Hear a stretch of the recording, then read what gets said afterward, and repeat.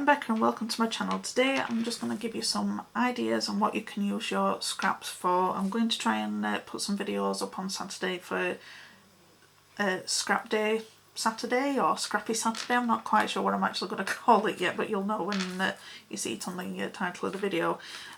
So today I'm just going to show you how to make some borders, some backing papers, 2 different types of rosettes and some tags. So let me show you how.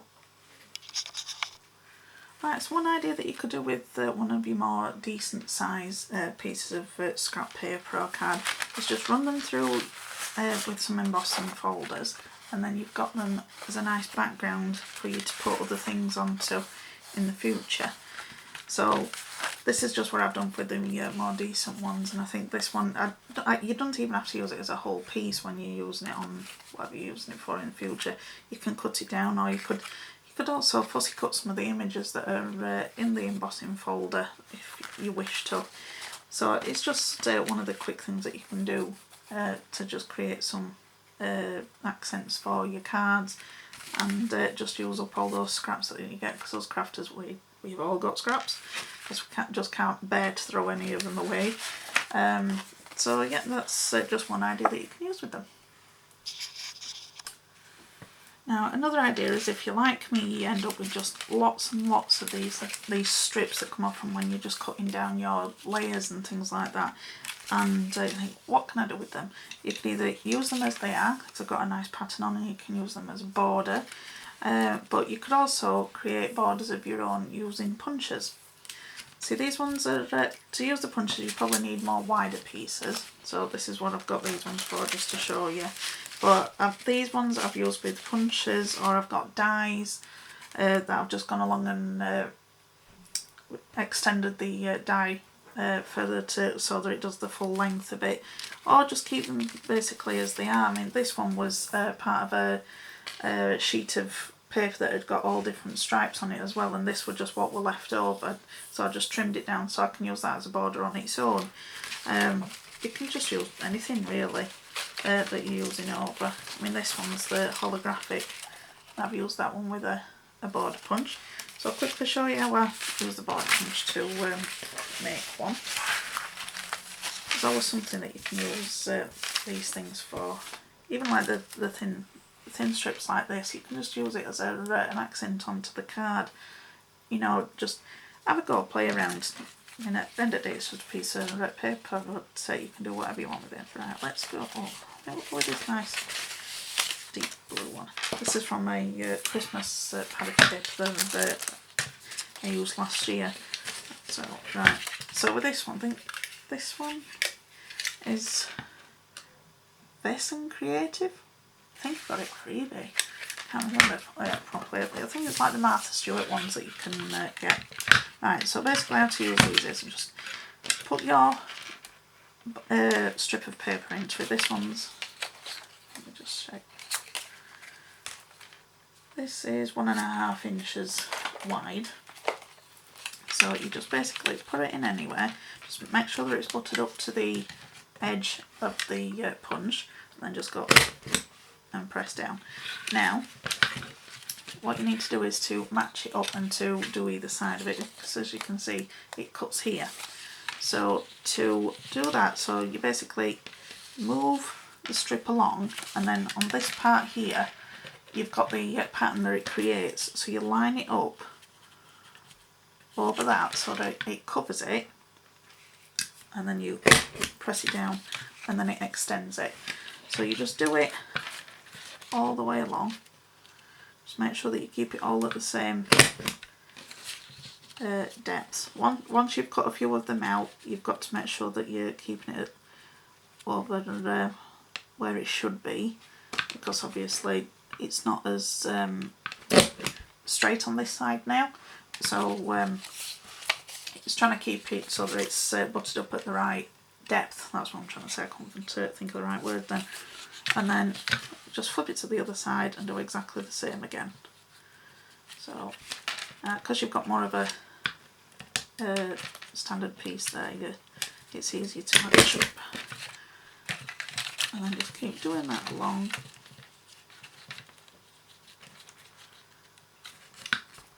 Until you've done the whole piece. like having these ones ready done. Sometimes if I just want to sit in front of the telly and just listen to something and get something, you know, to keep my hands busy. I can't sit and not do something, I find it really hard. So I think I might as well be doing something that I'm going to be using in a project later. As you saw, I've got quite a lot of these already made that I can use on future projects. And then that's that. So you've got a lovely border. Now you can decide whether if you want to do it on the opposite side, so it's exactly the same like this one. I'll do it that way, then you can see a little bit better. Now you've just got to try and get it lined up so that it's straight across. This one, I went a little bit wonky, as you can see, it's more of an angle. But this was one of the first ones that I've done. I've not found anything that I want to put it onto yet. But because this one's a bit more, probably easy for you to match up and do it on the other side, because you'll be able to match it up with the pictures on this way. But I think I'm going to leave it like that, and then I might have some gems coming down here or a sentiment depending on what I'm going to use it for. So that's just another way to use your scraps. Right, so the first idea I've got for making embellishments for your cards is to make a rosette. Usually when I do one, I use strips of 12-inch paper that I have left over on my scrapbooking pages. But these are 10-inch pieces, so I thought I'll work with what I've got. So basically you've just got to score it every half an inch, and you need 2 pieces.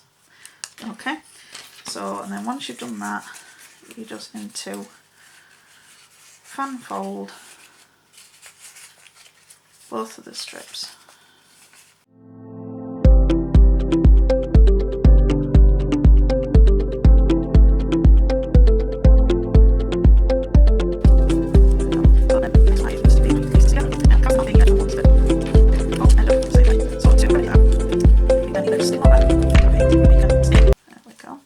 So then next part is we need to stick these pieces together. Now because they're not the normal ones that I do, they've all ended up in the same way. So to remedy that, you can either just stick them over that way, or you can snip one of the ends off, which we'll do. So if you just snip off one of your sections, or you can glue it down, it's up to you. Glue. And then essentially just making one big long strip.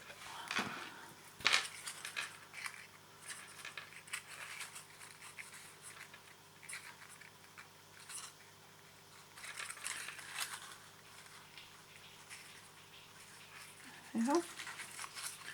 If you just push it all back together, and then you know you've got it all concertinaed properly.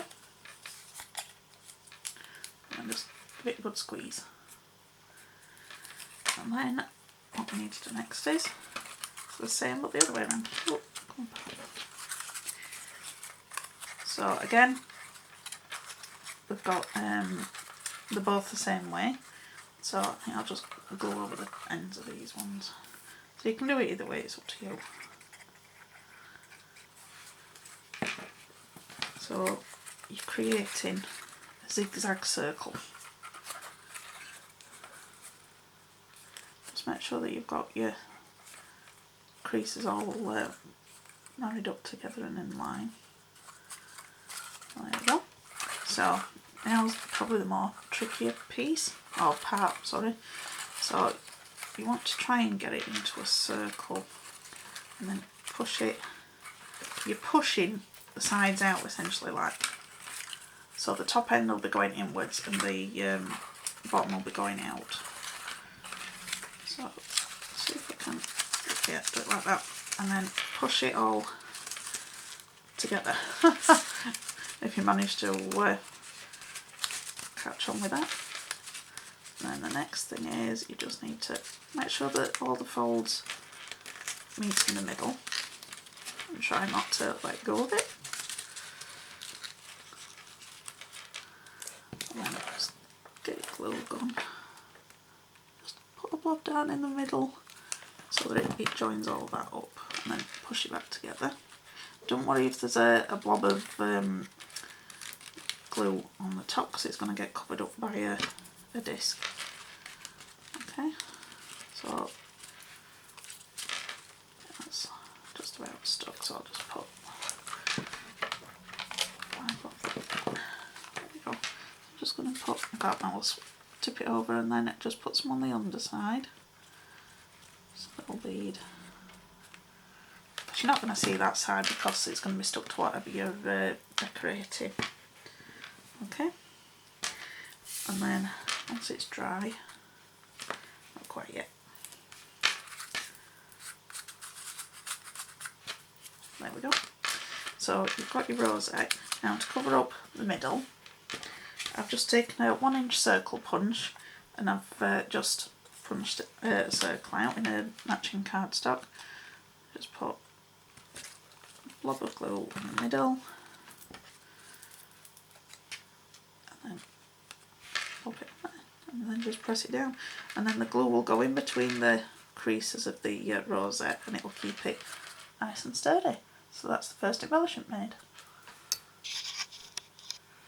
Right, the next embellishment's a teabag rosette. So I've just taken a piece of the scrap paper that I've got, excuse me, pattern scrap paper. You can do it with plain if you wish, but I'm working with the pattern ones today.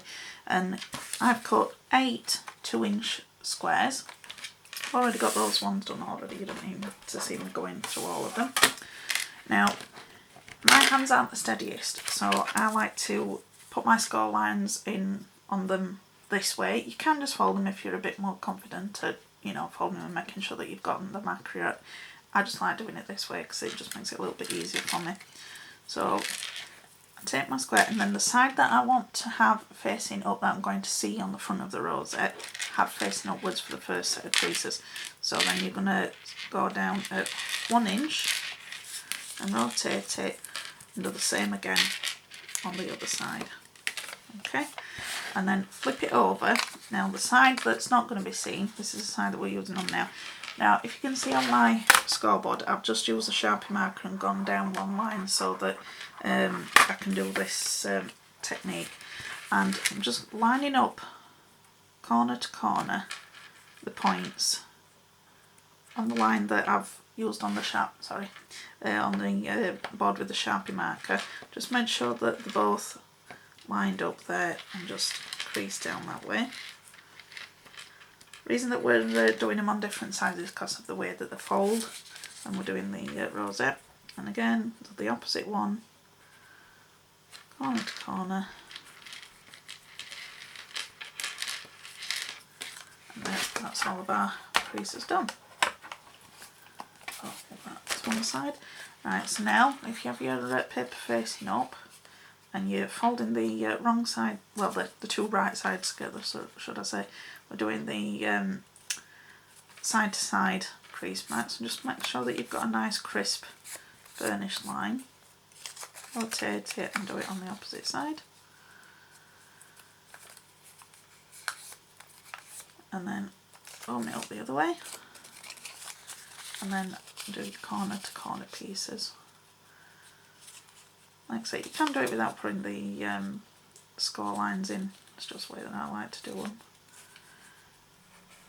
Now if you don't get them absolutely spot on to the edge of it, it's not the end of the world, but don't cut anything off just yet. I'm going to show you what you can do if you get a little bit that's just hanging over, that's not where you want it to be. So we've got our 4 score lines done. So we've got the, if you hold on to opposite corners like this way, and then you're pinching inwards. So if you grasp either side of it and you push in like this, and then it'll look a bit like an arrow dart, and then if you turn it on its side, then it creates a triangle. So I'll show you that again. So if you have it facing like a diamond way, so pointing towards you and pointing away, if you grab hold of the 2 opposite points, then you're pushing those 2 lines in, those 4 lines in, should I say, not 2, and then you just push one side down to the other one and fold it across. Then the next thing is, we're just going to take these pieces. I'll see if I can get a bit further in here. There we go. So what we're going to do is we're going to fold this piece up, and this one's going to be pointing at the top. So if you can see here on ones that I've done earlier, we're taking this piece and we're folding it over on itself. But if you use your nail or something just to make sure that up to the crease line, because you'll be able to see where you've folded it, just make sure that it's right on that line, and then burnish the line again. If you want to use a bone folder, you can do to do this, or just use your fingers like I'm doing. And then opposite side. I think I might have gone a bit too far on that one. I think I have. Yeah, I did. Never mind. It's not the end of the world. Nobody's going to see.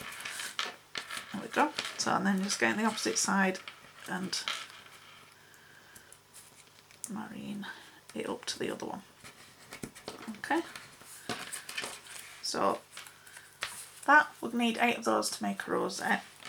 Like I say, if you get one that's just got like, if you're just using one-sided paper like this and you can just see like little white bits that's on the back or whatever colour it is on the other side, all you need to do is, once it's folded into the shape that it's going to be in, because these parts aren't really going to make a difference as the fitting together of the rosette, so just trim them off as closely as you can to where that they need to be. Careful you don't cut any of your other fold lines. This is just a cheating way to do it for if you've just got that fold just a little bit off key, but and that's it, that's all you need to do, and nobody's the wiser. So I'll just zoom back out again. Ooh, that way. So you need 8 of these to make a rosette. You could also use them as on a card. I'll just try and find something that can use it on.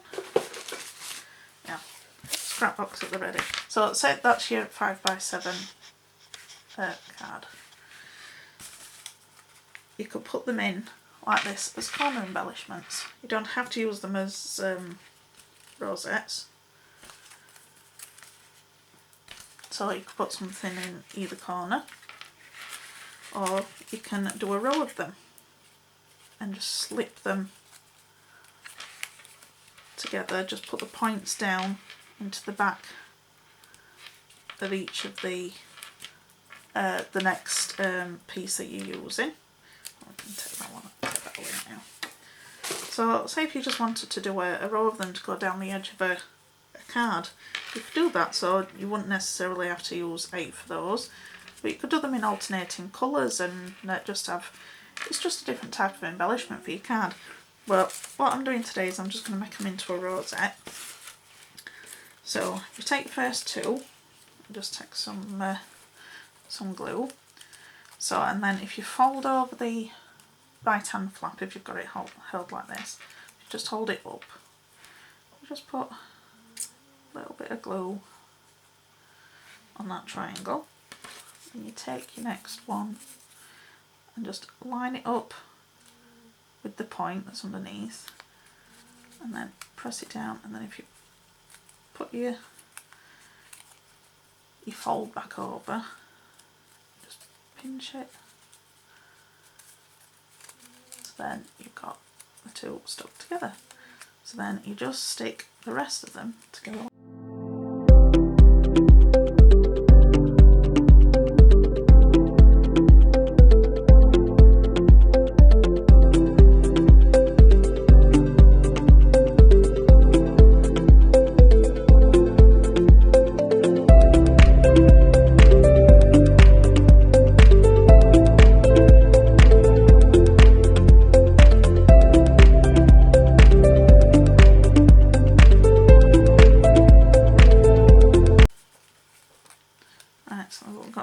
Pieces stuck together there. Now we've just got the last one to go in. So this one's just going to slot into there to join up both the sides. So I need to just put glue on either side now.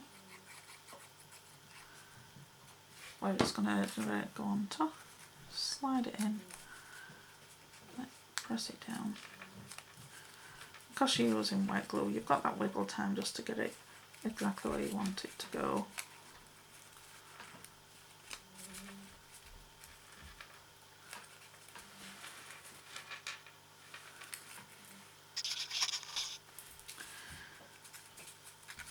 Right, so that's all your pieces put together, and then for this centrepiece you could stick a little flower or a gem in. Let me go on out here. Get a larger one. Okay, so these are flat back pearls and gems, so I just like to put a bit of extra glue and just to make sure there is sticks on. So glue's not always the best on these things. Where's my tweezers gone? Oh, they've done a runner. Never mind.